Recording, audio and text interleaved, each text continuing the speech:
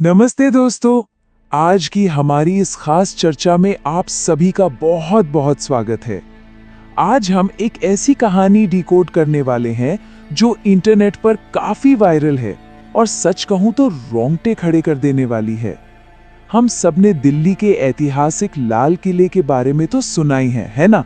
इतिहास की किताबों में पढ़ा है, तस्वीरें देखी हैं और शायद आप में से बहुत से लोग वहां घूमने भी गए होंगे। लेकिन आज हम जिस सोर्स मटेरियल पर बात करने वाले हैं वो इस मशहूर किले का एक बिल्कुल ही अलग और खौफनाक पहलू दिखाता है। एक ऐसी इंटरनेट लीजेंड जो ये दावा करती है कि सूरज ढलते ही ये जगह पूरी तरह बदल जाती है। तो चलिए बिना किसी देरी के इस रहस्यमयी कहानी के पन्नों को पलटते हैं और देखते हैं कि आखिर माजरा क्या है। ठीक है, तो चलिए सीधे इस बड़े सवाल पर आते हैं। जरा सोचिए, जब सूरज ढल जाता है वो विशाल लोहे के दरवाजे बंद हो जाते हैं और पर्यटकों की वो भारी भीड़ अपने अपने घरों को लौट जाती है, तब लाल किले की इन सदियों पुरानी ऊंची दीवारों के पीछे असल में होता क्या है? दिन के उजाले में जो जगह इतिहास और शानदार वास्तुकला का जीता जागता सबूत लगती है, क्या वो रात के घुप अंधेरे और सन्नाटे में किसी अनजाने खौफ का केंद्र बन जाती है? हमारी आज की ये पूरी चर्चा इसी एक सवाल के इर्द गिर्द घूमने वाली है और जिस कहानी का हम विश्लेषण कर रहे हैं वो इसी डरावने सन्नाटे की एक बहुत ही खौफनाक तस्वीर पेश करती है। कहानी की शुरुआत बिल्कुल आम सी लगती है। गर्मियों की छुट्टियां खत्म होने वाली थी। ऐसे में मुस्कान, जो पेशे से एक टीचर हैं, और उनके पति वसीम, जो एक कपड़े की दुकान में काम करते हैं, उन्होंने सोचा कि चलो यार लाल किला घूम कर आते हैं। एक बहुत ही आम सी ट्रिप, बिल्कुल वैसे ही जैसे हम और आप प्लान करते हैं। अब जरा इस बात पर गौर कीजिए कि ये कहानी दिन और रात के लाल किले के बीच कितना बड़ा अंतर दिखाती है। दिन के समय जब वसीम और मुस्कान वहां पहुंचे तो वहां मेले जैसी भीड़ थी। मुमताज महल, जीनत महल, रंग महल, सब कुछ कितना खूबसूरत लग रहा था। चमचमाती तस्वीरें, लोगों का शोर शराबा। लेकिन इसके बिल्कुल उलट रात का लाल किला कैसा होता है? एकदम खाली प्रांगण, ऐसा सन्नाटा जो कानों को चुभे, और बाहर से ताला लगे हुए भारी दरवाजे। ये कंट्रास्ट इस कहानी के डर को और भी बढ़ा देता है। अब देखिए कि कैसे एक छोटी सी रोजमर्रा की बात एक बड़ी मुसीबत की वजह बन जाती है। मुस्कान को तस्वीरें खींचने का बहुत शौक था, लेकिन किले में घूमते घूमते अचानक उसके फोन की बैटरी पूरी तरह से खत्म हो गई। अब उनके पास सिर्फ वसीम का फोन बचा था, जिससे वो लोग भीड़ भाड़ में तस्वीरें ले रहे थे। सुनने में तो ये बहुत मामूली सी बात लगती है ना? लेकिन आप खुद सोचिए, एक अनजान और इतनी विशाल जगह पर जहां हजारों की भीड़ हो, वहां आपका एक फोन बंद हो जाना, उनके आने वाले खौफनाक अकेलेपन की पहली सीढ़ी कैसे बन गया? घूमते घूमते शाम हो गई, सूरज ढलने लगा था और अब वसीम और मुस्कान भी वापस घर लौटने की तैयारी कर रहे थे। एग्जिट गेट की तरफ लोगों का हुजूम बढ़ रहा था क्योंकि बंद होने का समय हो चुका था। और फिर चीजें बहुत तेजी से बिगड़ने लगी। मुस्कान ने कहा कि उसे वॉशरूम जाना है और वसीम बाहर उसका इंतजार करने लगा। ठीक उसी वक्त वसीम को एक फोन कॉल आ गया। बाहर निकलने वाली भीड़ का दबाव इतना ज्यादा था कि सुरक्षा गार्ड्स भी लोगों को जल्दी जल्दी बाहर निकालकर गेट बंद करने की कोशिश कर रहे थे। वसीम फोन पर बात करने में इतना खो गया था कि उसे पता ही नहीं चला कि भीड़ के झटके से वो बाहर जाने के बजाय किले के अंदर की तरफ धकेल दिया गया है। जब मुस्कान बाहर आई तो वसीम वहां था ही नहीं। उससे लगा वसीम शायद बाहर चला गया होगा, तो वो भी गेट के बाहर आ गई।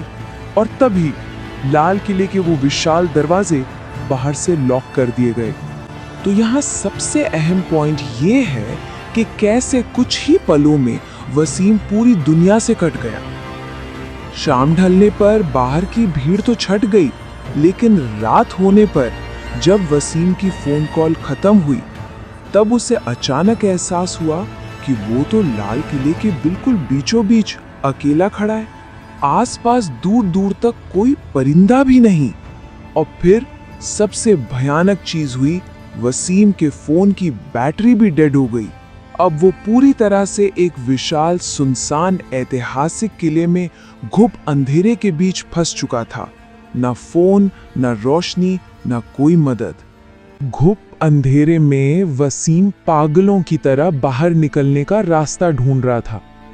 सन्नाटा ऐसा कि इंसान को अपनी सांसें सुनाई दें। तभी उस सन्नाटे को चीरती हुई एक आवाज आई, घुंघरुओं की आवाज। वसीम हैरान रह गया और वो आवाज का पीछा करते करते सीधे मुमताज महल के पास पहुंच गया। मुमताज महल के अंदर से रोशनी आ रही थी। वसीम ने छुपकर देखा तो अंदर कई औरतें जश्न मना रही थीं, नाच गा रही थीं। वसीम की जान में जान आई कि चलो कोई तो है यहाँ। वो मदद मांगने के लिए उनकी तरफ आगे बढ़ा, लेकिन अंधेरे में उसका पैर एक बड़े से गमले से टकरा गया। गमला जोर की आवाज के साथ टूटकर फर्श पर बिखर गया और उसी एक सेकंड में वो संगीत, वो हंसी, वो घुंघरुओं की आवाज, सब कुछ एक झटके में बंद हो गया। वहां एक मौत जैसा सन्नाटा छा गया।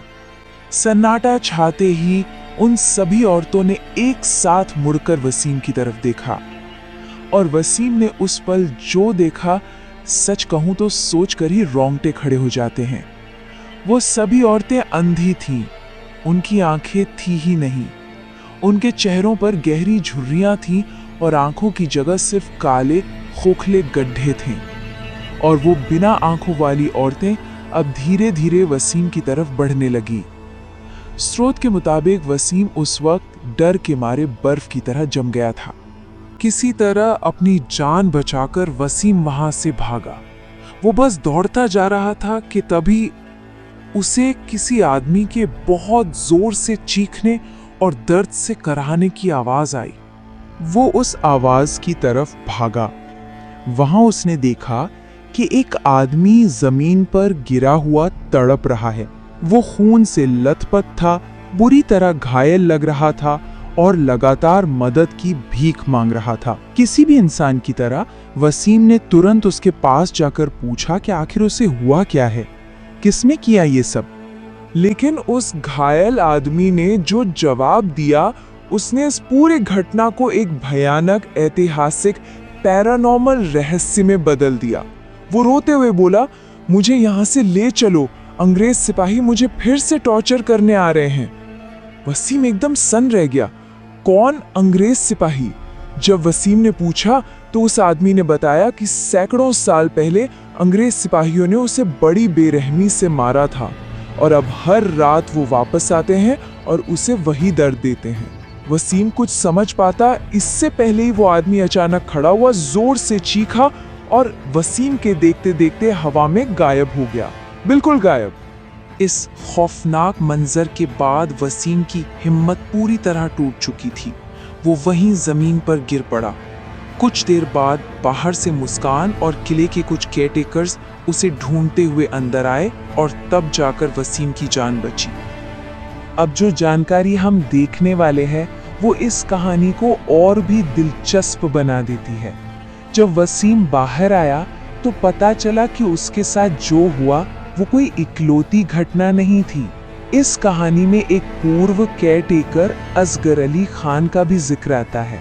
उन्होंने दावा किया था कि उन्होंने भी कई अजीबोगरीब चीजें महसूस की हैं। जैसे हर गुरुवार रात को उन्हें किले में राजा और रानी की आकृतियां भटकती हुई दिखाई देती थीं। उन्हें भी अंधेरे में घुंघरुओं की और रहस्यमयी ढंग से किसी के रोने की आवाजें सुनाई देती थीं। ये दावे इस इंटरनेट लीजेंड को और ज्यादा हवा देते हैं। और बात यही खत्म नहीं होती।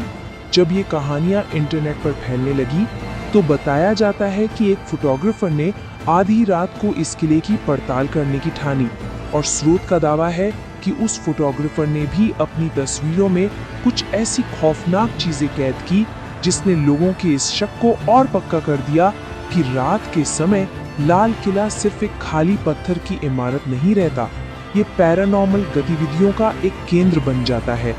यही वजह है कि ऑनलाइन फोरम्स पर आज भी इन दावों पर खूब गर्मागर्म बहस होती है।